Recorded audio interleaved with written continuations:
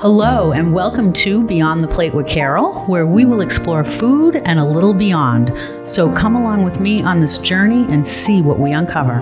Well, we are here at the studio at the Beacon. I am so excited for this conversation. Rick, thank you so much for coming. Honestly, it's so good to see you. It's great to see you too, Carol. And hey, it's a delight to come back to the Beacon building. Right? Yeah, it's cool. It did have a different backdrop though, right? Wasn't it when it had the kitchen? Yes. Yeah, it had the kitchen. Right. And you've diversified. Now you own the whole city, not just the culinary. I own the whole city, all right. Okay, so Rick Broussard, how do I refer to you? Well, retired editor of New Hampshire Magazine. That'll do. Yeah, I love it. Grandfather of 8. I go by that now. Oh, yeah, right. Who are you? You're not Rick anymore. You're grandfather. Exactly. Right. What do they call you? Oh, I tricked them. I wanted them to have to use more than 2 syllables. Usually you get Gumpa or something. I want to be called Grandfather Rick. Oh, is that what they're doing? They all some variation. Right. So I love that. Some of them are very charming variations, but they all try to get all those syllables out, and I feel it adds to my prestige. I love it. And also, they know my name. Rick. All right, so let's get into this. And my girl kind of, did some of the research and stuff, and I'm like, I didn't know that, and we're going to bring up a couple. You know what my favorite story that you're going to tell. You'll hear that in just a minute. I'm sure you probably already know. All right, so you started a small local paper, the Bow Times. I helped start it. Yeah, it was actually already sort of started by a group of kind of the rabble and Bow that wanted a newspaper to check on the selectmen and the planning board and everything.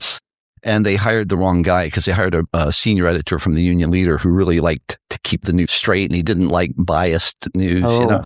So he picked me because I had not ever completed journalism school. So he said, "You weren't ruined by journalism school. I can teach you." Oh, geez. So he and I made the Bow Times into something. And now it's back, by the way. Chuck Douglas, who you may know, former Supreme Court Justice, et cetera, bought it and or revived it. And it's doing very well. The Bow Times still exists. So, okay, that's good. A legacy. That's cool. You found your way back to New Hampshire Magazine, back when it was still called New Hampshire Edition, which I didn't know that. Yep. Walk me through, what was it like in those early years? Well, we didn't know where it was all going, so we made it up as we went. I guess that's sort of the course of a lot of things. But I didn't realize that either when I was looking up this stuff. And you were a big part of New Hampshire Magazine becoming what it became.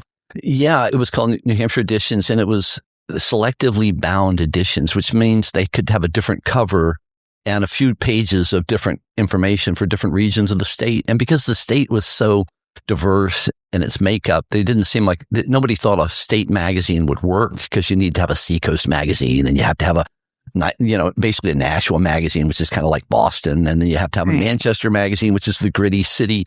So they had different covers for all of those. And it was a good plan, but it really wasn't working that well. So we had to take the dive to become a real statewide magazine. And I just happened to be there when the people that ran the Telegraph bought the magazine and said, "We're going to make you guys good."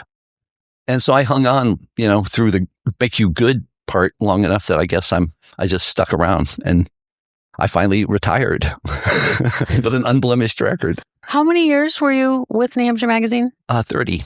30 years. With some, whatever it was called. People say, "How long were you with the New Hampshire Magazine?" I said, "Since before it began." Yeah. So, yeah. Remember those, remember the best of New Hampshire parties, those very first few? Those were, they're not the same. We wanted, well, actually. Early ones were so I know. Cool. They tamed it. It was, the original idea was let's have fun, let's make it wacky. We had dueling Elvises. I think one year. Yeah, it was crazy, but it was so fun. It was fun. And you've been there to literally all of them, I'm sure, unless you missed one since I left. And so the path of it. But yeah, we were having a lot of fun at first. But then, you have to get serious about these things. And the reason that the best of exists is because it's a great marketing opportunity for not only for the magazine, but for all the businesses and for the state. And so you kind of have to live up to all those expectations. And we had to get a little straighter, which made it less fun, but we still had good things. And we had great music. I mean, the music was amazing. It was like maybe besides the food, the star of the show. And you guys all did. You were in charge of that. Yes, I do know that. I do remember that. Yeah. So do you know what story I'm going to ask you about? Possibly. Yes. So how did that happen? Talk about, because that was one of the first few, right? It was the second. Yeah. Or maybe because I think it was the third one. It was 2000. I don't remember. All right. But yes, it's okay. I know what you're getting at. Is there is probably one of the biggest stars in the world, and she still is. And she, her tickets sell for thousands of dollars and everything. Well, her first appearance, to my knowledge, at least her first appearance on a stage in New Hampshire was at the Best in New Hampshire stage. Her name is Taylor Swift. And she was a little thing. Her guitar was bigger than her. And her mom came up and asked my boss, Sharon McCarthy, can anybody sing on stage? I guess it seemed like that because there were just wacky bands playing on stage. We had a polka band one year. And Sharon said, well, let me ask Rick. And I said, can she play? And the mom said, yes, she's good. And I said, well, there's nobody playing right now. Go ahead. So she went up on stage. She sang 3 songs. I only listened long enough to be sure that she wasn't terrible. Right. I didn't have to bring the hook out or something. I said, oh, that's good. And I didn't pay any more attention, but my art director had her camera there. She was taking pictures. And so she got a couple of nice photos of her. And we actually, one year I saw her on the cover of Rolling Stone and I said, hey, we've got something here. And so we knew some people in country music and we said, we have this picture of her. Is there any way you could get that signed? And they said, well, we'll see. And sure enough, she had come back through town and like one of the and I actually sent a silver marker and the photo and the instructions. And I actually sent 2 photos and asked her to sign them both. She signed one and it got sent back to us. And that photo is now in Sharon McCarthy's office for Girls Inc., where she's working now. So it's inspiring a new generation of for girls. Sure. And it looks a little like her, but it's well, that was a few years ago. It was quite a while ago. Yeah, she was. I think she was 14 at the time. Yeah, so. That's I love that story. I've heard it 2 or 3 times. I always have you say it every time you came on my old show, and I'm like, well, we have to do it again because we haven't done it for so long. I mean, it's so cool. You never know. But as far as having, celebrities drop in for cameos, I think you probably own the state on that respect. So. Maybe just a little bit. Yeah. Maybe just a little bit.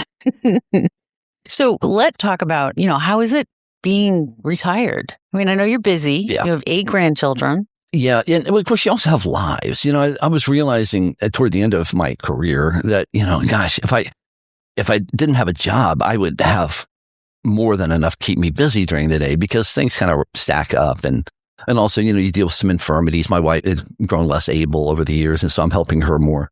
And you just sort of realize you don't really need a job to keep yourself busy. Well, right. The surprise of retiring is that comes true in spades. Because nobody wants to do nothing. And so there's all these things you don't do because you don't have time. And then when you suddenly have time, there they are. And so my dad told me after he'd retired, I'm busier than ever, son. And I said, well, that must be something you're doing to yourself. But I realize it's not. It's just if you want to keep up with things and you got a lot of other family members and you got, and you still have other things in your life besides your work. So you maintaining all of that. I'm definitely busier than when I had the shield of a job. I could go in and I could do nothing at my desk if I wanted to. Heck, I'm the boss. But when you're at home, if there's something to do, you do it. Right. I found, when I sold the sewing store last year, now I'm back full force here, at the office and the diners and stuff. But for me, it was finding routine, like a certain routine to stick to. Because you kind of wake up and you're like, wait a minute, I don't have any place to go today. Like, what am I going to do? And it's kind of like a new routine. And then when I'd sit down, I'd feel guilty. I'm like, well, I can't sit. I gotta do something. I gotta find something to do. So I'm sure, but your grandkids certainly keep you busy. And you babysit 1 day a week, I think you said? Yeah, we have an official day of the week that's ours, Wednesdays. And, we call it pizza night. Fun. Other occasional things. And right now we're trying to figure out a way to get my wife and me down to Mississippi to meet our our newest grandchild, Penelope, who's just born Penelope, about a month ago. Cute. And I'm a guy. We should wait till they're like walking or talking or running, making grades or something, Right. before we really get in their lives. But she wants to be there immediately, as soon as possible. So, Right. Oh, gosh. So we're going to figure out how to do that in the next week or two. Oh, fun. That's so fun. And what are the age? What is the age range with the grandchildren? Youngest? So youngest, obviously a month old. And then how old's the oldest? 9. 9. Okay. Yeah. So we've been working fast. Yeah. Wow. So that's a big thing. It is. So let's talk about this movie. You just casually said it to me, and then I started looking into it, and I'm like, oh my gosh, this is like, yeah, you made a movie, and it was like 10 years in the making. Granite Orpheus. Yeah. 10 years in the making. You and your co-director, John Pescian, hatched this idea at Concord Market Days. You guys were talking about this? Turns into a full feature. So how did it happen? How did just all of a sudden walk me through that? John and I had been wanting to make a movie. John's a photographer and a cinematographer, and he'd been branching into video. And he worked in New York during the hip hop era when there was a lot of hip hop videos being made. And he kind of knew how to do that sort of shooting on the street and catching, interesting situations. Yeah. He knew how to really point a camera and how to light. And I had some ideas for stories that I wanted to tell. So we started trying to figure out how we could make a movie. And the first thing we did, do you know who Kevin Flynn is? Do you remember Kevin? I don't think so. He was a personality on WMUR for a long time. Oh, okay. He was kind of their funny guy. He would go out and do the gag stuff. And anyway, we enlisted him to go to Motorcycle Week. We brought the cameras, and he brought a moped, and we made a vest for him that said Mo Man. Oh, and it had a slow moving vehicle emblem. It was bedazzled on the back. And so he looked like a joke. And we had him hang out in Motorcycle Week and mess around with the bikers and just joke with them. And they would carry his moped, and somebody would then come and carry him off the screen, And we had a lot of fun. We did a lot of shooting, but it just never quite gelled into a movie. And so we said, well, we'll do something, And then I said, look, we have to force this on ourselves. Let's just say we got Market Days coming up. It's 3 days. I know some good actors. I've got an idea. Let's go there and we'll make the movie in a long weekend. And whatever we get, we'll turn it into a movie. And so we figured with 3 days, we could probably take it a short film, maybe half an hour or something. And so we went out, and everything just worked so well. And people suddenly said, "Oh, you're making a movie. Let me help." And people got involved. It's like we were painting a fence, and we're Tom Sawyer, and people wanted to come in and do it for us. And suddenly we had this crew, and we had a lot of momentum.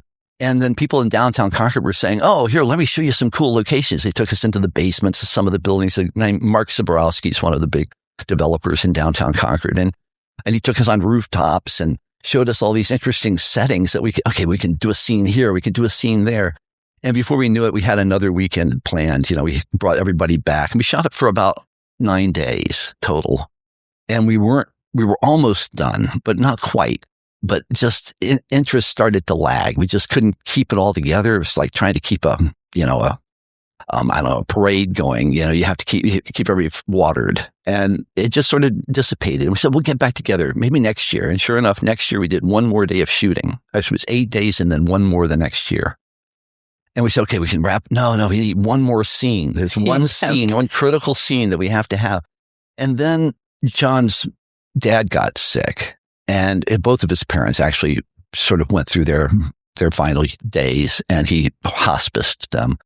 And in the course of that, my wife's mom started, showing that she was going into her death. It takes time. And so we had that, and then COVID happened. Oh, gosh. So everything just kind of... Yeah. And so anyway, but 10 years went by somehow. And we said, look, we're going to do this eventually. And the trick was that John lived way up in Dorchester, New Hampshire, and I live in Concord. So we were going to have to get together for editing. And it was a lot of editing to do, which just takes more time than filming. Yeah, right. And what happened was John got fiber optic cable in Dorchester. They finally brought cable or fiber up there so we could edit online via Zoom. And so we wound up spending a few hundred hours, I think, editing the movie together over the course of a year, or really like a long... So like you said, when you first started doing the filming, like at market days, those first few days, when you really didn't know what the subject really was going to be or what, like, how did it turn into? Well, we knew what Granite Orpheus. How did it turn into that? It started. It's like a love story. I mean, how? Orpheus is a love story, but it's a tragic love story. It's one of the Greek myths. Orpheus was the first singer-songwriter. He was a poet and he played a lyre, like a harp. And his voice was so beautiful, women fell in love with him. And so, you can just imagine, fill in the blank with your current obsession on a music stage. He fell in love with a beautiful woman named Eurydice. She was bitten by an asp, a snake, and she died. And he was so heartbroken, he followed her to hell, or to Hades, the Greek version. And he sang for Hades and impressed Hades so much that they made an agreement that he could take Eurydice back to Earth with him, but only if he went first and he did not look back. He had to trust that she was behind him, and he failed. Somewhere along the line, he couldn't hear her footsteps, and he worried, and he turned and looked, and there she was, horrified, and she was rushed back to Hades, and he was left bereft. And that's pretty much the end of the story. So that was the story we were going to do. So we knew how it ended. And because there was music involved, we start the movie in Penuche's, which is Concord's official dive bar. It's a basement bar. That's in Concord, because there was a Penuche's here in Manchester too. I was like, is that Manchester? I think there was one in Nashua too. Okay, all right. So it must be a thing. Yes, it's a traveling dive bar, but it's a very popular. There was a dive bar here too. Yeah, I know, it's the name, I think. But it was right next to where a lot of the music was for market days. So we had a band playing down there, and then we had our Orpheus character, a guy named Brian Halperin played Orpheus. And he sees Eurydice, this beautiful woman, in the bar. She steals something from him, and he follows her out, but she's gone. And he follows her out, and there's music taking place there in Bicentennial Square in Concord. And the whole thing is just, market days as he chases after this beautiful woman and tries to find her. Finally, she finds him, and all sorts of weirdness ensues. So I don't want to spoil the plot, but I'm happy to ask questions. But so that's pretty much the gist of it. Okay. It's a love story with a lot of music. He is a musician. He performs on stage. There's a group called Pat and the Hats that was very popular about 10 years ago. And they are the band that's playing in the basement when he arrives. Okay. So a lot of this was stuff that was known at the time. Now, Pat and the Hats they went to Boston, and I think Pat is now in LA.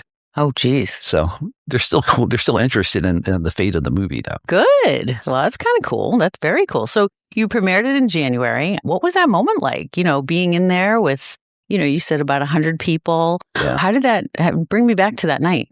Yeah, well, it was the first time we sold tickets. We had actually shown it twice before. We did a cast and crew showing at Red River Theater in Concord, which was a chance to thank all the people who had done stuff and people who had been involved, all the townies who had helped us out. We gave them a free showing. And then Brian Halperin, the lead, he actually runs the Powerhouse theater group in Laconia at the Colonial Theater. They're a great theater. It's been recently restored. And he said, we'd love to show it. We got a screen. We can make it into a fundraiser. So they made a fundraiser for the Colonial, or for the Powerhouse Theater. And they had like 200 people there. But that was like their mailing list. It was a lot of fans and stuff. But it was really nice. That's cool. They had a big audience. They laughed at And that joke. theater is nice. I saw the pictures. It's beautiful. Yeah. But then we were a little unsure what was going to happen if we actually asked people to give us money for the movie. People paid, $10 or something for the free showing there. And we sold almost 110 tickets. Good. 107, I think. And it's funny, that doesn't sound like a lot, but when No, but hey, you didn't even know really if anybody was going to show up. No, and it was a good audience. They enjoyed. The audience looked full. You had all that experience of gratification. Okay, 10 years, hundreds of hours, and lots of money out of pocket for this no-budget film. Nobody got paid or anything, but still costs a lot just to do this. So we sold 107 tickets. It's a victory. And it felt that way because people liked it. It must have been like kind of nerve-wracking, like, watching their reaction. Like, are they going to like it? Are they not going to like it? Are they, You listen more than look. But yes, it was nerve-wracking. But like I say, it was very gratifying. These were not people that had been in the movie. They paid money to come see it, and they liked it. Yeah. So that's the whole goal, right? I mean, that was the goal. Okay, so we kind of talked about this a little bit. So you're done Granite Orpheus. You've been entering it into some music festivals, film festivals. Festivals. Yeah, by the way, there are hundreds. Of film I didn't realize that. It's like now New Hampshire's got 4, I think, and because there's the Monadnock, there's the new Mill City Festival, which we're definitely entering into, and we got our fingers crossed. We have a little bit more of a shot there because we have some local recognition. Whenever you do this, you're going up against some movies that are funded to tens to hundreds of thousands of dollars, right. And it was like $0 literally was our budget. It was just all out of pocket, and craft services was the only thing we kind of budgeted for because you got to feed people, Right. Walk me through a film festival. Yeah. Well, a film festival it's a rung on the ladder of the film industry, and it's essentially a way to kind of get yourself up to where people will notice you.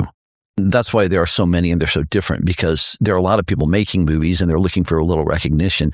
So you find a festival that sort of fits. There's festivals for no budget films.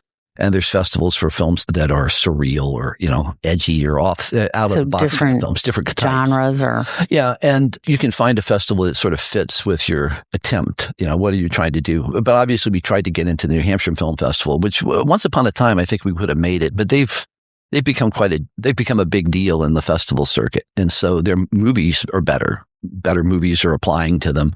So we had the competition was just too stiff to get in there.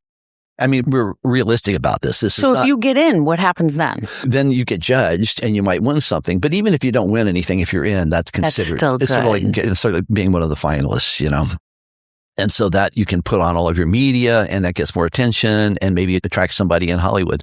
And frankly, the best way to do any of this is to go directly to Hollywood. I have a couple of friends, who work in LA or who go out there all the time, and they're advising us because anything like this, it's all about who you connect with. Right. And somebody can look at a pretty humble movie, which this is, let's face it, it's not a high budget film. We did it with what we could do and put it together with chewing gum. I think it's really beautifully put together, but we only had what we had to work with. But if you get it in front of the right eyeballs, they go, hey, there's something there. They're probably wait a minute, there's something. Yeah. Do you know that when my son went to Perkins School he went to Perkins School for the Blind. I mean, he passed, and so it was after that. So this is probably because he's been gone 18 years now. So it was maybe 10 years ago, maybe even 12. Well, anyway, it's been a while. The older I get, time I never remember. But there was a Kevin Bright. Do you know that name? He was director of Friends. No, Friends, the show. Okay. So he went to a Celtics game, and halfway through, the halftime, the Perkins choir sang, and he was like, who are these kids? They're amazing. These singers, they sing. Their Perkins choir is amazing.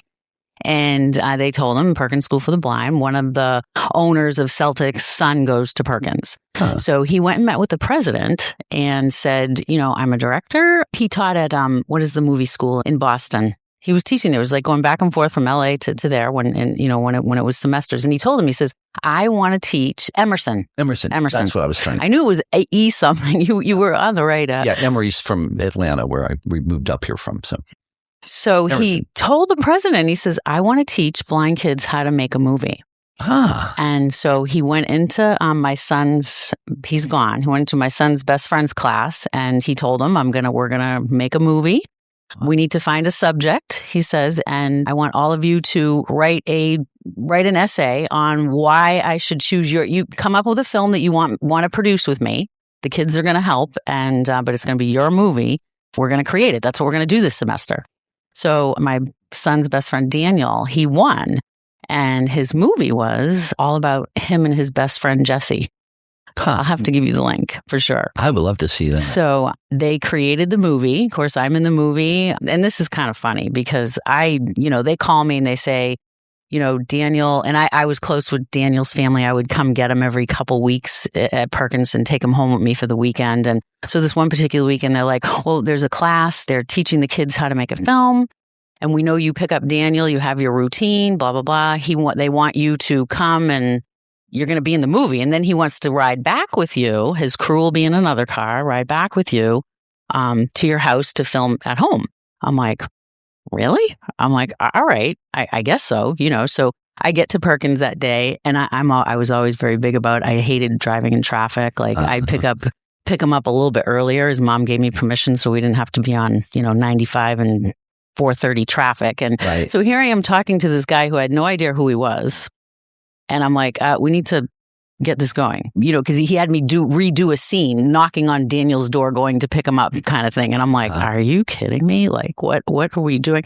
Anyway, so we leave and we're in the car and he's in the back seat. He wants to listen to us banter. He says, pretend I'm not here. And I go, we always stop and get Daniel some McDonald's on the, the rest area thing. I go, but we're going to take it to go because I don't like to sit in traffic. And he goes, well, my crew's kind of hungry. Do you think it's okay if we do go in? I'm like, I guess so. So we go in, we order, and of course I'm like this. And then Kevin's sitting next to me and Daniel's across and his two other people. And Kevin says to Daniel, you didn't tell her who I am, did you?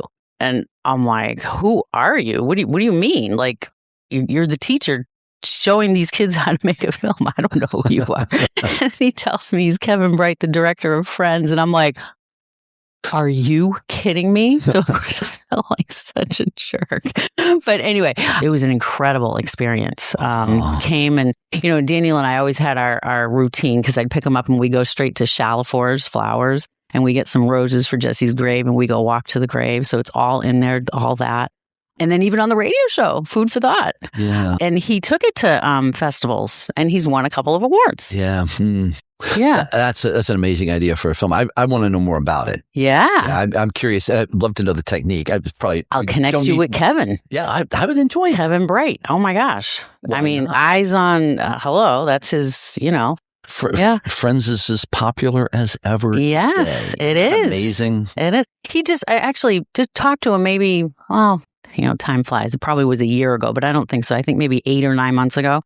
Every so often he'll text and he'll say, Carol, I need some Dinah fingers. So I'll overnight him a bunch of Red Arrow desserts. So it's kind of funny, but gosh, sorry, we went off the trail there, but I knew you'd enjoy that. No, definitely. Yeah. And I really want to know how you would go about making how a blind made movie. And it's a wonderful, ambitious project. Yeah. And I can imagine how it could be done, but I'd like to know how it was done. Yeah. So. Oh my gosh. Yeah. And he's a really nice man. Okay. So anything else you want people to know about Granite Orpheus or, to look out for coming up? Well, we're working with one of the things that transformed the movie from just a kind of an amateur effort into something that really sort of has a professional edge to it. I knew a guy, and you were talking about Best in New Hampshire. One of the people that I worked with to bring music down was a man named Brian Coombs who runs Rocking Horse Studio in Pittsfield. It sounds like a studio in the middle of nowhere, which it is, but it happens to be one that it's well known in like Abbey Road Studio. Works with this guy. He's a real key player. He had a band called Tristan Park back in the 80s, 90s, I think, 90s, which was a progressive rock band. And he made some money with it and he put that money into his recording studio, but he still had all these connections from you're not a music fan, but bands like Genesis and Yes and the progressive rock bands that were in a lot of ways the most, the adroit musicians in the world. They were amazing musicians making music back then. He knows all these guys and he's worked with them. And he knows a lot of local talent that's really up and coming or ready to pick. They're good. And he got involved in the project and he kept saying, well, here, I can give you some music for that. Or here's a performer that you can use for that. Well, Alex Preston, I don't know if you remember him. He was like a second place American Idol. Oh, geez. Went on to have a bit of a recording career. He's actually sings in the movie, although you don't see him because he's being lip synced by Orpheus when he does. So we suddenly had all this talent.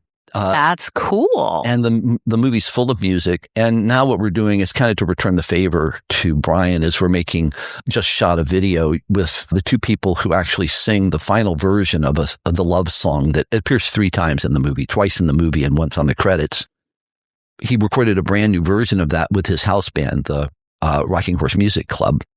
And he's going to promote that. He's got a pretty wide listenership for his albums. So he's going to be promoting that single And so we made a video to go with it, and we used scenes from the movie, and we kind of interspersed them with, we went down to the studio and filmed the two singers lip syncing their songs so that we could put that over it.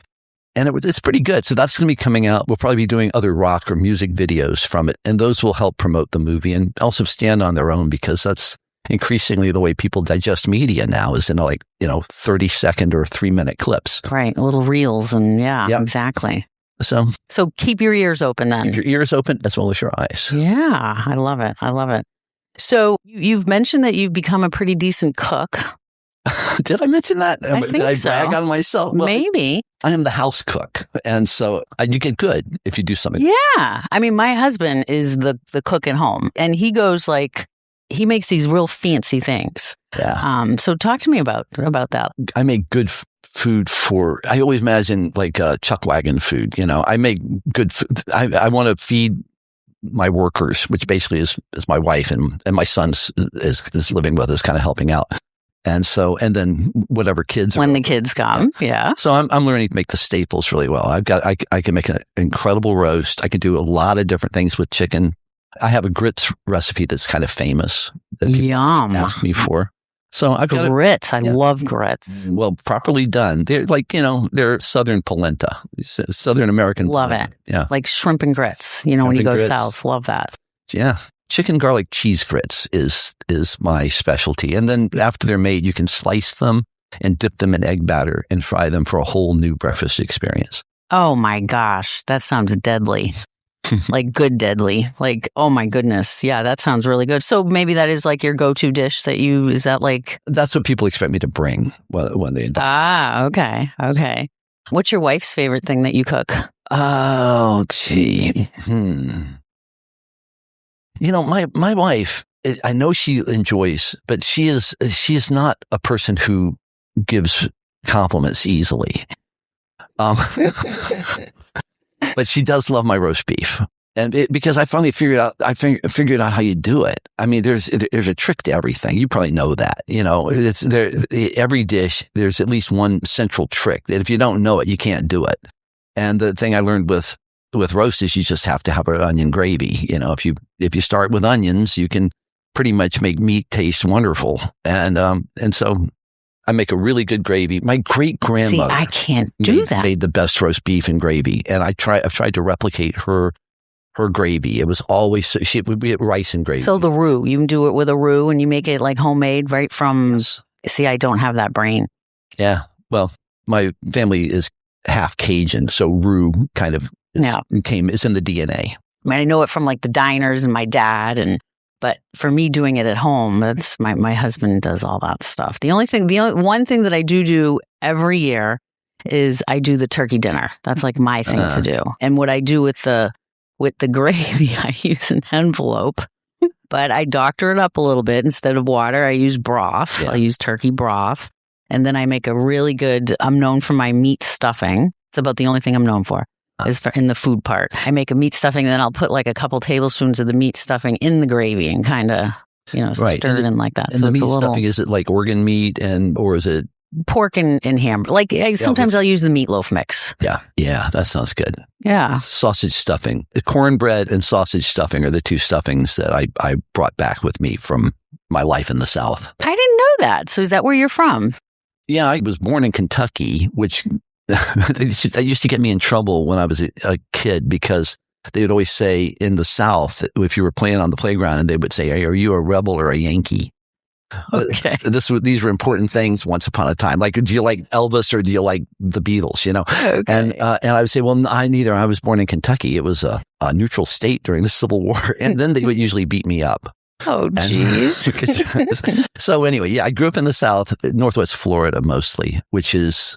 It's kind of the South, but it's really more like a military thing. So it's pretty cosmopolitan. It's in some ways, it's very deep South. It's exactly what you would imagine about it. It's lower Alabama. LA is what we call it.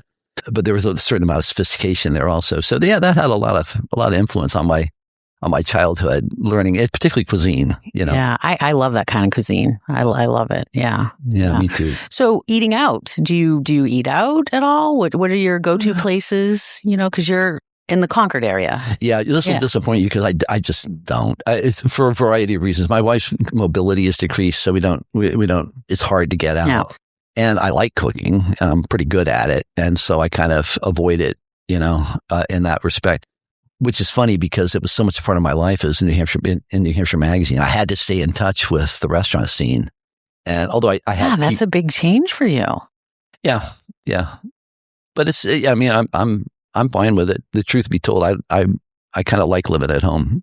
Kind of like living at home. I like that. Yeah. That's a nice way to put that. You're content. It's good. You've got your grandkids and you said it's 4 boys and 4 girls. So somehow evened out. Keeps you busy, and you have pizza night on Wednesdays. Yeah. And that's always quite a scene. And in the winter, it's our house we have like a 200-year-old house in Concord that's not built. It has no big spaces, So the kids just sort of find their way around until spring comes, and then we have a pretty big yard. So that's what we're all waiting for. Yeah, for that snow to melt, and that we can get back out there and actually take advantage of room and space. This episode is powered by Red Arrow Diner. All 4 locations officially open around the clock. Swing by Manchester, Nashua, Concord, or Londonderry whenever hunger hits. From pancakes at 2 a.m. to fries and gravy for breakfast, we've got your cravings covered. Red Arrow, New Hampshire's favorite 24-hour diner tradition. So what do you think about the restaurant scene? What you see and hear and, read about and... What I think about it is that it is, I think it's, everybody's been going through some hard times for so long that I think there's like a renaissance happening right now because I've seen it a lot. And I mean, I'm still curious and I still hear about restaurants and more like now they're just sort of middle notes, but there are really adventurous things going on. There is. So I think it's a really brave industry that you're in. My family had a restaurant. We had a pizza place in Defuniak Springs, Florida, just about killed us. Tell me about it. And so I know what goes into doing any of this. It's an amazing amount of work, and it's really for love a lot of the time. It's true. But then when you see people doing bold, brave things, you think either there's something happening that's just is fueling that, or people are just tired of getting kind of beaten down by things, and they're taking things into their own hands. I see a lot of the restaurateurs taking things into their own hands. Yeah, they are. Like you said, they're being bold. Have you heard of Dead Proof Pizza? No. Dead Proof Pizza. He started with doing pop-ups. I mean, that too, pop-ups. Right. A few years ago, I'm like, what is a pop-up? Like, what are you talking about? It's like this whole new thing. And he does these crazy pizza things and then chicken tenders. He calls them tendies. And he's like on fire. And now he does have a physical location now at the old Clam Haven. He's leasing that. Dante is his name. I love interviewing these guys and just hearing their stories and how they started, and they're all young. What's special about his pizza? He they're like one of them. His most famous one is called the Drama Queen. So it has spicy vodka sauce with ricotta, hot honey, hot honey, ricotta, and pepperoni, cup-and-char pepperoni. And it's like next level ingredients, and it's just that little bit of different, like special, and it's basically just a pepperoni pizza, pretty much with ricotta on it, right? Yeah, but with a little additional, like out of the box thinking. Yes, totally. Thinking. And I kept hearing about his chicken tenders, and I'm like, and I'm not a big chicken. I mean, I like them. I'll eat them, if I'm at a buffet or something, I'll grab one or whatever, but I kept hearing about him. I'm like, I have to go stinking try one of his chicken tenders. I am telling you, I did a short reel on it.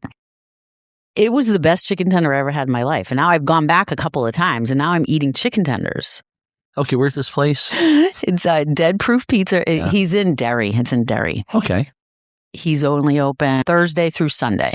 To look them up and and these kids now too, like 603 Barbecue. You must have heard of that. Yeah. Well, and by the way, that's what I was about to go to. Is the other thing is interesting locations, and that too, where that is. Up with breweries. There's the Bank of New Hampshire stage where we had our premiere of Granite Orpheus has for a long time. They had a little kitchen built in. I guess it was just they have a bar upstairs. But they've been leasing that out to small restaurants. They had a place, can't remember if it was, they made samosas. for a while. Oh, yeah. But now it's probably the food truck, the 603 empanadas or something like that. Yeah, I'm not sure if that's what it was. A local woman basically who wanted to have a restaurant, so they gave her a small place to get started, and I think she's advanced, and now it's being run by it's a Korean woman who does Korean cooking. What is it? Bibimbap. Oh, bibimbap, yes. Whatever that is. Yeah, I know. I don't get it either.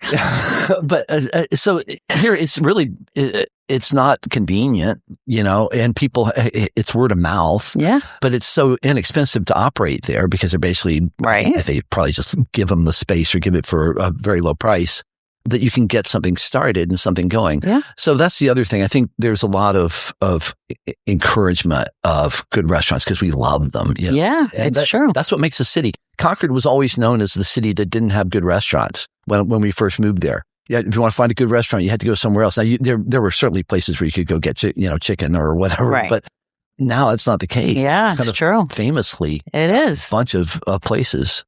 So there's been an explosion of creativity. It has. 603, they actually are leaving that location where they are. Right. And they bought... they moved to Pitt Road, which was great. Speaking of dive bars, that was one of the best Concord dive bars. It was above ground. And so we used to go out there all the time. In fact, we were considering it. We were looking for a bar for another movie that we're going to be working on. And I was surprised to find that it had been closed for years, and then almost the next week I read about they're buying that, they're moving their barbecue place out there, and that's going to be great. I think so. They're really excited about it. I mean, their place was just too small. I mean, they were selling out. So when I say make sure you check their Facebook, because when they sell out of food, they close. Yeah. That's what it is. They're open until they sell out. That's like their hours. Right. It's so funny. I'm like, what? I never heard of that. Yeah.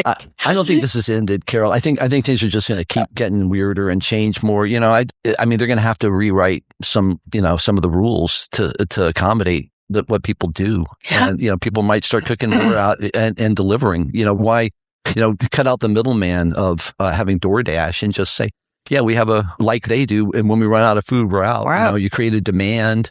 And then you figure out a way to supply it, and you don't have to have a storefront. Perhaps, there's all sorts of different ways to do this. And people are increasingly, like me, enjoying their home life, and their big screen TV or whatever. And so if you have your food delivered, maybe there could be trucks that drive around and prepare right out in front of your house. Yeah, right. Funny. 603 Barbecue, the last time we were there, we waited in line an hour. Wow. Outside. Yeah. What's it worth? Last week, 2 hours. Yeah. Not us, but I saw it online on social media. People were waiting in line 2 hours for and I do have to tell you, it is really good barbecue. Yeah. It's amazing. I know. And when you hear those words, you want to try it. You do. I want to try it. I haven't yet, but I'm definitely going. Wait till he gets to the bigger location because, like you said, he'll have more food. And I don't wait. I'm not going to wait in line yet. I don't blame you. And that day that we went to, it was like a Thursday, and we got there. They open at noon. We got there noon. We drive up. Daryl's like, "Oh my gosh, there's already a line." I'm like, you got to be kidding! They're like standing in line outside. It's crazy. Same thing with Dead Proof sometimes too. Nothing sells food like a line, right? I know. It's so true. So true. I remember one time my wife and I were in Boston, and there was this long line outside of a place, and we couldn't figure out why they were there. And when we finally got, I went in the line and I said, "You go shop. I'll just figure it out because whatever it is, it's got to be good." Right. And it turned out it was something called Johnny Cupcakes, and we thought it was a cupcake shop. Well, it's not. It's a fashion. Oh, jeez. Yeah. But it looked like cupcakes. Yeah. So I wound up buying a T-shirt. So you waited in line and you did buy a T-shirt. See, it worked. The line worked. Yeah. See? And it wasn't even food. Oh, my gosh. So what else do you want people to know about Rick Broussard and you being retired and cooking and all that and the movie? I'm excited about that. Well, one of the things that we're excited about the movie is that it kind of proves that, look, film is, some people consider it the great art, some people think it's games now, but for a long time film was, because all the other arts were required to make it. And it also, you had to basically recreate reality in a realistic way. And so that was a huge challenge for a long time. And the price of entry was so high. But we were impressed with this, was that people love to be in film. They love the idea of film. They want to be a part of it. And you can pretty quickly get a group of excited talented and maybe even financially endowing people for a movie project. And making money isn't really the point of it. It is to do this thing. It's just a great work. And there is a potential cash. And increasingly, there are a lot of, venues literally looking for content. So there possibly is some money in it. But the idea that you can make a local film with local talent and you can show it locally, and that's kind of enough. That was our revelation. A lot of good things happened around this. A lot of connections got made, networking, friends were made, memories, It's a little bit like theater. And that when you're on stage in a play, suddenly all you have is the memories. Well, you have the memories and you still have the movie. Right. So you get a little, and the Never movie. thought of it like that. That's so true. It's always going to be there. Right. And so we can keep doing something with this for a long time. I think other people, if they realized how easy it was, they probably have stories they'd like to tell. And it's a remarkable method of storytelling, and it's very gratifying once it's done. So I bet it is. So I encourage people to think about film. You can make a movie with your cell phone now, if you and people have done it. Yeah. And you can make it with AI now, which we're avoiding AI for now. Eesh. Yeah, let's not go there. Oh, man. You read something and I'm like, you didn't say that. I don't know. Now you don't have to, it tells you what to say. You don't even have to ask for it. Here's what you will probably want to say. Just click yes. I know. It's crazy. What about the kids in school? I think about, why even do a test? They can just do it on their phone and find I don't know. I'm too old. It meets. Wrong person to ask. Ernesto Burden is a good friend of mine. By the way, Ernesto was somebody I've worked with at the magazine for years. He recently got promoted he's basically the president of Yankee Publishing now. He and I were co-editors back in the early days of the magazine. And then he came back more recently to kind of take over after Sharon McCarthy left. But he was involved in AI immediately. And because he said, we got to know what's going to happen with this. So he got up over his head in it. Wow. And he kept reporting back saying, there's nothing to worry about. It's all cheesy. It doesn't really work. But then at some point it got really good. And now he's got an agent, he's got a chat bot that he relates to. He talks to it. While he's running, if he has a thought, he shares it with his agent. It's like you have like a, it's an extension of your imaginary friend, but who remembers things. Right. It's true. It's true. So, and what he's saying is this is going to happen. It's like every other thing that happened. If you want to keep making buggy whips, go right ahead. But you're probably going to want to make steering wheels at some point, And so he's essentially saying that it really, if you're willing to buy into it, it's a huge help. You suddenly have your memories from yesterday, and you can have them repeated to you. What was I trying to do? And all of that. And I'm realizing, God, as an old guy with a fading memory and a gradually decaying body, this could be handy, as I have, but I can't embrace it. I can't either. I can't either. So it's a thing for the young people. I hear about it and I'm just like, I don't know. The young people, those 60 and younger. Right? Let them have it. That's right. And I think I'll just be able to survive the rest of my life. I'm actually trying to avoid it just so in case it's actually a trick by some alien race to take over our brains, they will only get the ones that had the AI chatbots. Oh, and I'll be left behind, me and my Luddite family. Even, I'm used to it now. I do talk, I'll, ask Siri some things. Yeah. That's about, how far I go. Same here. Yes, wow. I definitely use it in lieu of, because Google is now actually useless in terms of a search engine because it's all just, advertising. But yeah, you can go to Grok or one of those, and they will find what you want and they'll tell you something about it. So yeah, I still like that idea. I just don't want it to live in my head. Right. I know. It's like thinking for you almost, like, telling you what to say and it's not how I would say it, or, you can tell right away when they've used it, but the punctuation will be better. True. That is true. That is true. All right, we're going to do a little lightning round, Rick. All right. Favorite thing about New Hampshire that outsiders just don't get? The outsiders don't get. Well, I would basically say the thing that outsiders don't get is that the best places in New Hampshire are not the tourist spots. They are the towns. Every town has a theater. It's got a cool restaurant, probably got a diner. It's got a few characters. And if you really want to enjoy New Hampshire, go to some little no-name town that isn't right on the lake or something, and check out the Historic Society, and you will find New Hampshire is the history. It never dies here. And that's why it takes a long time to become a Granite Stater, is because you have to become part of history before you actually can be part of it. So the beauty of the state is that it goes on and you can be a part of it. Not that you can come and enjoy the water or, or the mountain. Or the mountains yeah.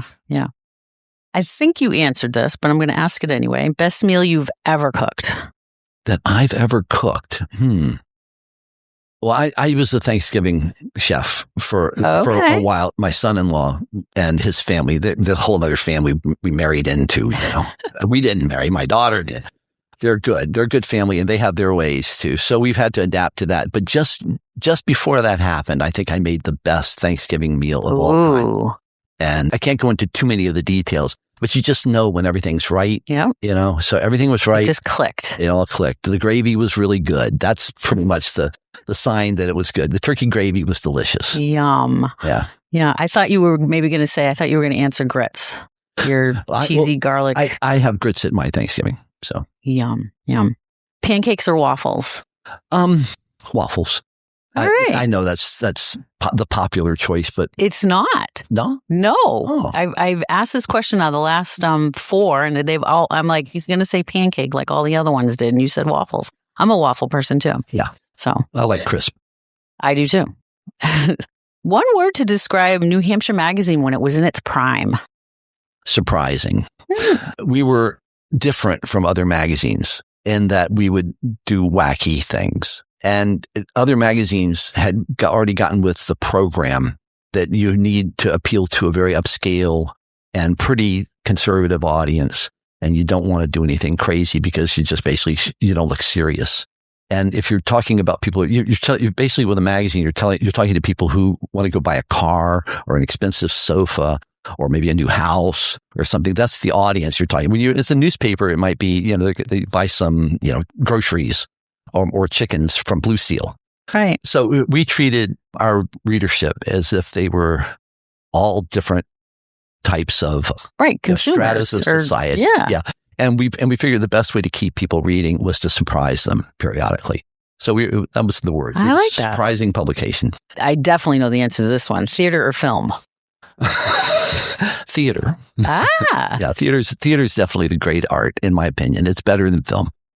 Because first of all, you can't do it with AI. You might be able to figure out a way to help, to assist with AI. It's all handmade. It's all real people. That would be the one thing that I would say to your original question, or the question about if you were advising people coming here, what to look for. I would say look for local theater. It's always great. It's always fun. Yeah. There's usually wonderful baked goods during the intermission, baked by the ladies who run the theater, and you get a real sense of the community that you would not get otherwise. So I love theater. Most surprising person you've ever featured in the magazine? We featured a guy, I'm going to forget his name. He was called the Wolfman. He was a professional wrestler. And he had a persona, being a big, hairy guy. He won the lottery and he started, helping young wrestlers out. And he wanted to be a writer. So he got somebody to assist him with putting together a series of books. They were all about a rock band in the 70s and an alternative world in which the Russians had taken over America. Oh, wow. And he turned that into a graphic novel. He was also a new Catholic priest, which is not Catholicism, it's a variant. And he married people. He was the most bizarre person I'd ever met. He'd done everything. He'd been, wow, a professional wrestler and a graphic novelist. And anyway, and here I cannot remember his name. He started a group called the Roadhouse Sons, which was a really good band. I mean, it wasn't his band. He just made a band because he wanted to, So, wow. I envied this guy because this is what I'd like to do. I'd like to have the power to just say, well, I think I'd like to have a rock band. I'll make a rock band. Yeah, I just want to do this. And I'll send them out on tour now and see how they do. He could do that sort of thing because he had the imagination and the resources. You can look him up. I'm sure with all of I'm sure we can. Yes, guy. Wolfman. Yes, I'm sure we can. Booth or counter at the Red Arrow? Booth.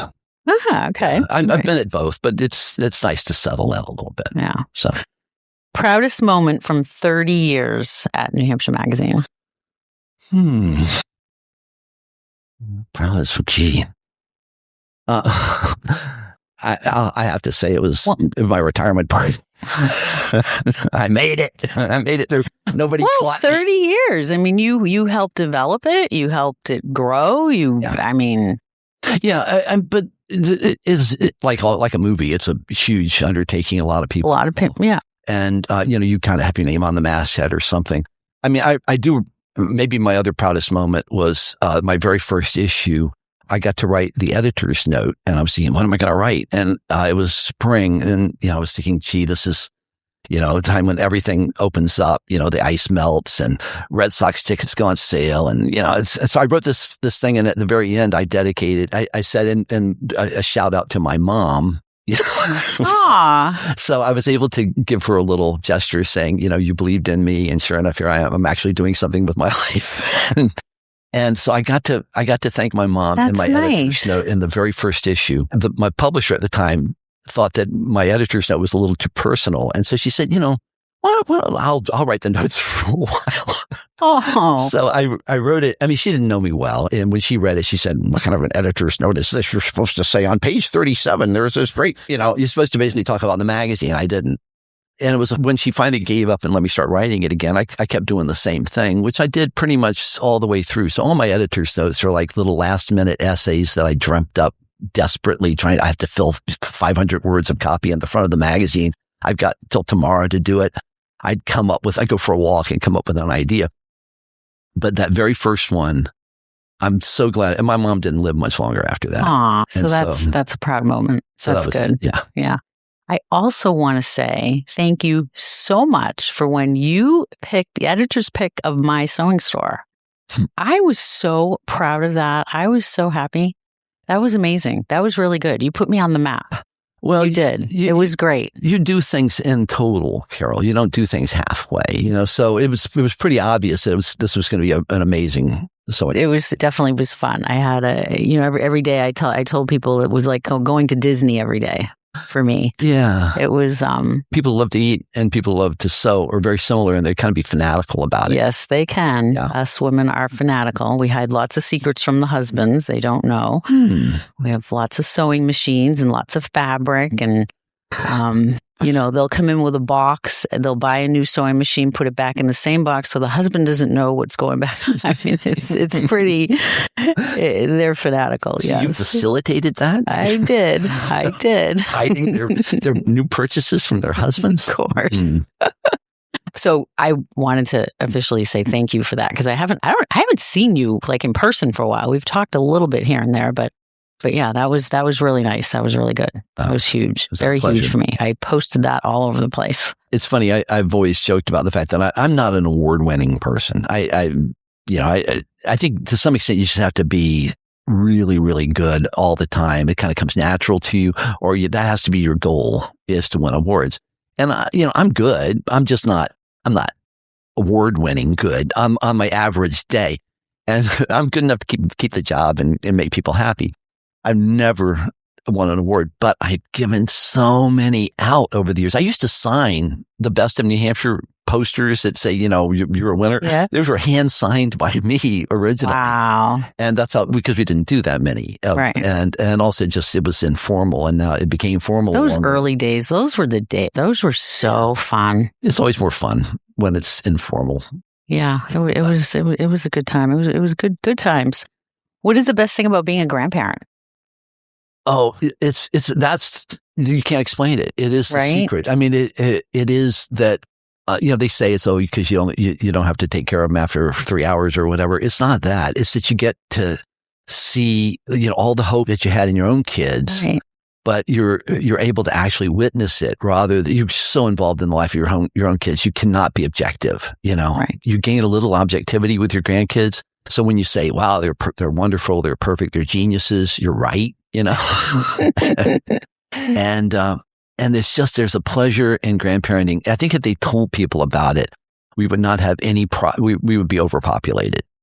It is the purest joy in the world. It's so different too. To spend time with your grandkids. Yeah. And to watch, I love watching my son being a parent. Yeah. It's like, right. That too. Wow. It's like, oh my goodness, Yeah. He's got it. He's got it. He's good. It's a nice feeling. Nice feeling. But you're at the Red Arrow Diner. What would you order? I think I'm a breakfast person, so I tend to order breakfast. I've had waffles there. What do I typically order? Breakfast. Yeah, and breakfast 24. Yeah, you can have anything 24/7. Yeah, if I go to a place that has breakfast, I tend to get breakfast. Do you ever make breakfast for dinner at home? Is that like a thing on your? You know what, Rick? And I just said this was interviewing someone yesterday, and I said, I'm not a breakfast person. I own diners, and I'm not a breakfast person. I mean, I'll eat it like when we go away on vacation. It's kind of like you go to breakfast kind of thing. I mean, I might have a little bit, but I'm not a breakfast person. Yeah, weird. But it is weird. I know. I tell that to people and they're like, you own diners and you don't like breakfast? So no, I don't do breakfast at dinner time. Yeah. We don't do that. But the other thing is your cream pies. I developed a fondness for coconut cream pie when I was young. I don't know where it came from. And I used to judge places by whether they had it or not. So, and it's popular. And when I first came to the Red Arrow, I said, do you have coconut cream pie? And it was delicious. Oh, thank you. It was like, a mile high. And it was just what you want a coconut cream pie to be. So I guess I would have to also breakfast followed by coconut cream pie. There you go. Oh, that works. Hey. Thank you so much for coming on. This was really great. It was very fun. I can't wait to watch what's going to happen with your movie, Granite Orpheus. So, listeners and watchers, make sure you keep your ear out for that. And check out the Mill City Festival. It's a relatively new film festival. And it's a chance to, if you're in the Manchester area, you'd be able to see some interesting stuff and kind of get a sense of what's going on in filmmaking now. And when is it? Do you know when it is? It's in April, I believe. Oh, so it's coming up. It's coming up quick. Or maybe May. I'm not sure. It's this spring. And I'm sure that you can get tickets and all. They probably would love to have extra people there. But I would recommend that as a good place to keep an eye on Granite Orpheus, because I'm hoping, got my fingers crossed, we'll be in there. So if you want to see it on a big screen, which is the right way to see it, check out the Mill City Festival and keep your fingers crossed for us that we'll get in. Fun. Oh my gosh, I'm so excited. All right. Well, thank you so much for taking the time and coming down and we got caught up. It was fun. A little bit. Yeah. Let's do it again. Anytime. Thanks. Thanks, Rick.